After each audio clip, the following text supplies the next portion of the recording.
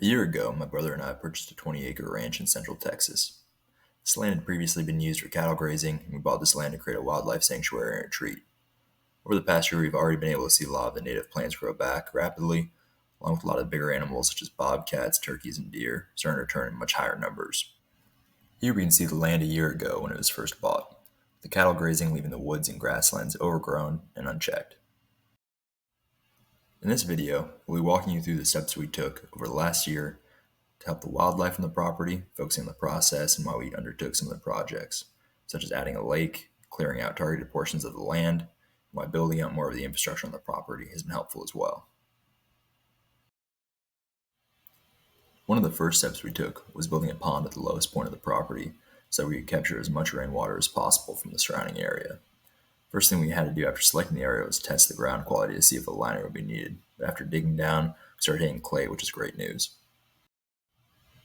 After confirming that there was clay, the next step was to start expanding the area to the size we wanted. We started moving the excess dirt to create a hill, which would act as a wall stopping water from flowing out to neighboring property. After building up the wall, we had to spread out the clay and then compress it using a bulldozer to create the clay liner. Once the clay liner was finished, we started filling the basin using the well water from the property. This process was slow going at first, but after a couple of months, we replaced the hose that we were using, started increasing the water that was being pulled from the well, which allowed us to hit a more stable water level.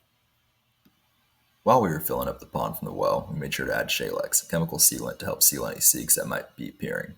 We also closely watched the landscapes after it rains to better understand how water would flow into the lake.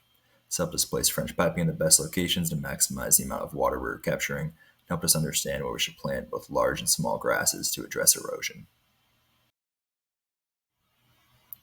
Once we had a better idea of where a stable water level would be, we added in a restoration tank to help oxygenate the water and started adding in some smaller structures that would act for coverage for fish that we plan on adding.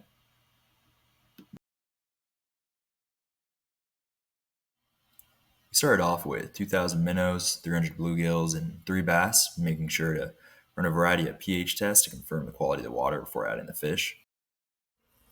At the start, we want to make sure to closely watch the minnows to make sure there'd be enough food source for the rest of the fish that had been added in. But over time, we shifted focus to the top of the food chain and started closely monitoring the bass, using both underwater cameras and small chips to help watch their weight.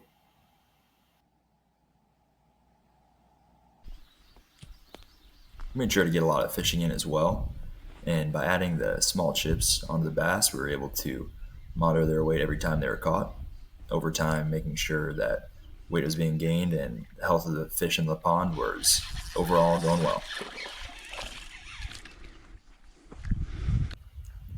Here we can see the bluegills as well, and notice that after a couple months they were still looking healthy and gaining a lot of weight. Over time, as the fish continued to grow, we made sure to perform routine pH checks and add more plants to the restoration tank, making sure that fish were still getting all the oxygen they needed. We also started to notice that some cattails were appearing along the edge of the pond bank. We want to make sure that these don't grow out of control, but in the meantime, they're providing great cover for the bass and more oxygen for the water. Along with fishing, we've also been making sure to get some archery practice in along the bank of the pond.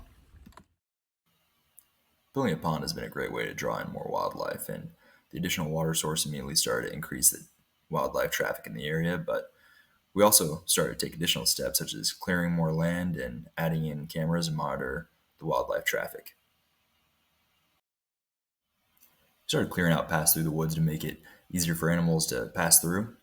This mostly involved clearing out yapone, a native plant that was historically kept in check by wildfires, but without these fires, the yapone can grow out of control.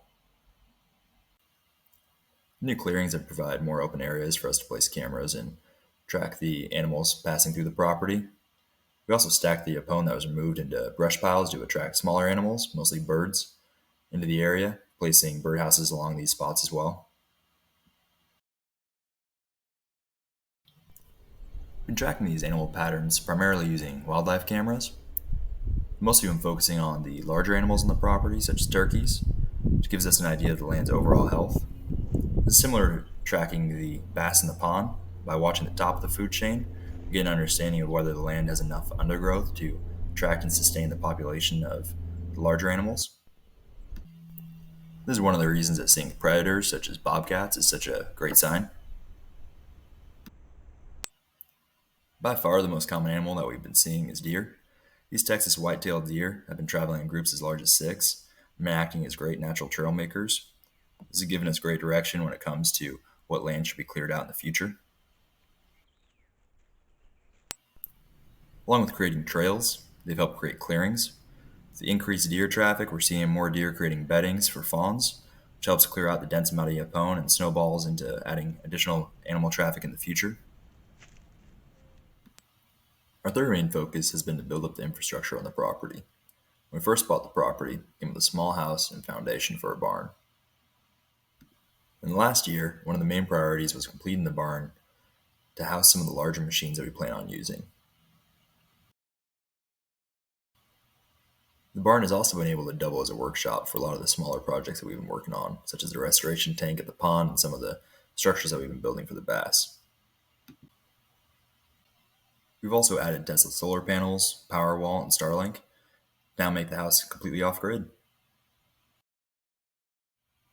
Heading into next year, we plan on undertaking a couple of new big projects, such as adding a shipping container home, along with clearing out more yapone and experimenting with more of the native Texas plants to see what plants grow well on the property.